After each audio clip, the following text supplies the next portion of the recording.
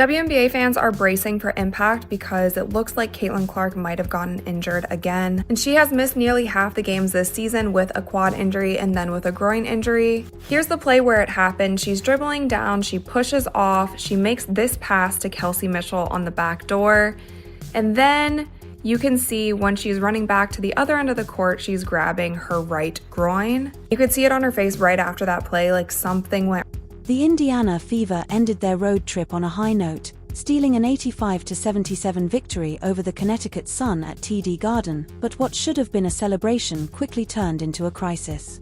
With just 40 seconds left on the clock, Caitlin Clark aggravated her lingering groin injury, and here's the kicker, it didn't just happen. This was the result of non-stop, unchecked physical play that the ref straight up refused to call all game long. Clark wasn't just defending herself out there, she was surviving. And now, the WNBA's entire season might be teetering on the edge because their biggest draw just got taken out again. Stephanie White, congratulations. Amber Cox, way to go. Kelly Krauskopf, you did it, girl. You really did it. Way to rush Caitlin Clark back from injury time after time after time after time. To the point where she's tearing and crying on the court because she felt something in her groin. You three ladies couldn't manage a kid's lemonade. This wasn't some routine bump or minor tweak. This was the inevitable result of a league that has systematically failed to protect its most valuable asset.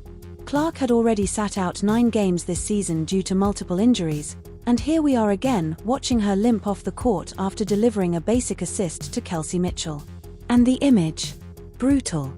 Clark, towel over her head, tears streaming down her face on the bench. That's not just an emotional moment. That's a warning siren blaring across the entire league.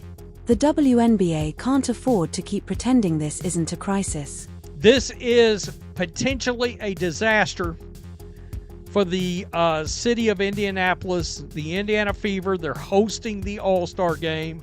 We just found out Caitlin Clark was going to be in the three-point contest, and this is her right here. You can see her. Let me turn this down. She's grabbing that groin, folks. She's grabbing the groin area.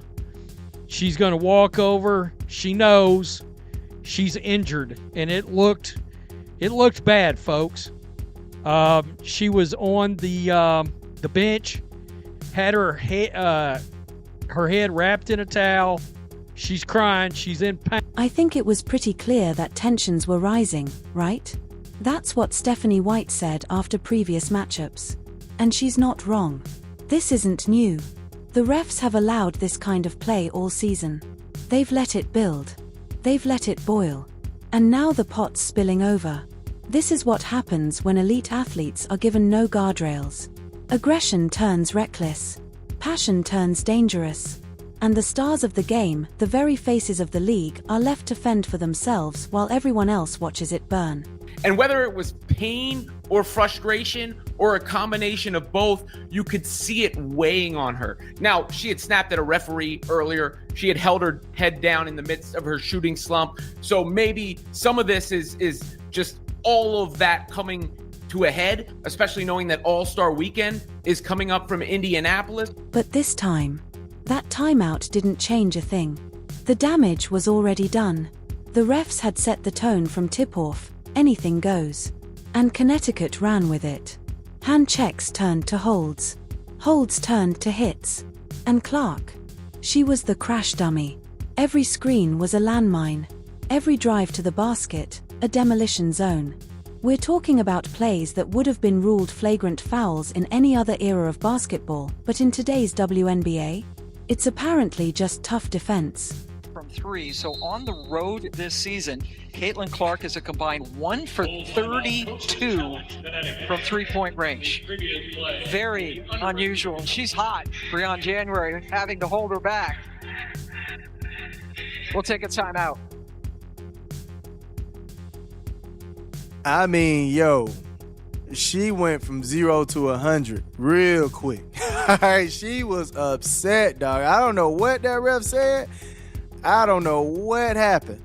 But yeah, she was basically just saying, That has nothing to do with it. So I don't know what they were discussing, but yeah, she was basically pissed about the entire situation, man. If you're enjoying, please subscribe. But let's be real, what we just saw against Connecticut. That wasn't basketball. That was an orchestrated takedown of the most gifted player the W has ever seen. And don't say her slump is random. Caitlin Clark came into that game shooting 28.9% from beyond the arc, a mind-boggling dip from the elite standard she set in college. Her overall field goal percentage? Down to 37.4%, ranking her 31st out of 35 players who average at least 10 shots a game. That's not a cold streak. That's a pattern. That's pain showing up on the stat sheet. Is the refs, dog. Like, the refs are terrible. Y'all play a part in these injuries. Y'all play a part in all of these injuries. Y'all don't call nothing. Y'all don't call nothing, bro. Like, what are we talking about? Like, all of y'all should be fired. Just don't do your jobs at all. You guys are trash. Trash, man. You got people getting hurt left and right. Look at this trash. We got people getting elbowed in the face. Body check. Look at this. Sophie Cunningham dropped. She just gets body checked out of bounds. No calls. No. This isn't coincidence. This is what happens when a player spends more time healing than hooping. Clark has only been available for 59.1% of Indiana's games this season. A left quad strain, a left groin pull, and now this another right groin injury. And the result? A star who's fighting just to stay on the court. In her last 4 appearances since returning, Clark hasn't even cracked 34% shooting. The deep threes, the dazzling highlights, they're disappearing. Because she's dragging herself up and down the court, while defenders beat her down and the refs let it ride. Somebody who's never gotten injured ever in their career. Here comes all these, oh, we got a new coaching staff, we got a new training staff, we got this person and that person, an expert here and an expert there, saying this, saying that. Next thing you know, these people have managed to turn Caitlin Clark into a player who now gets injured. What the hell did you guys do with Caitlin Clark? And finally, even ESPN had enough. The broadcasters Rebecca Lobo and Ryan Ruocco called it out live. During the game, they literally counted the fouls Clark was taking on one possession. There's a grab, there's a hold, there's another grab. I mean, all of those are fouls. Every single one of them, Lobo said. And she's right. The hypocrisy is staggering. Clark gets hit, hacked, shoved, and if she so much as looks frustrated, she's the one getting hit with the tech. Meanwhile, opponents can shove her to the ground and walk away with nothing but a common foul. Marina Mabrey literally pushed Clark to the floor in one game, and all she got was a technical, not an ejection. And when Clark's brother Collins saw this latest injury, he put it plain and simple: this is on the refs. The families watched her get targeted every game, while officials pretend not to see it. The WNBA is flirting with disaster, and if Caitlin Clark goes down for real, so does everything this league has built around her.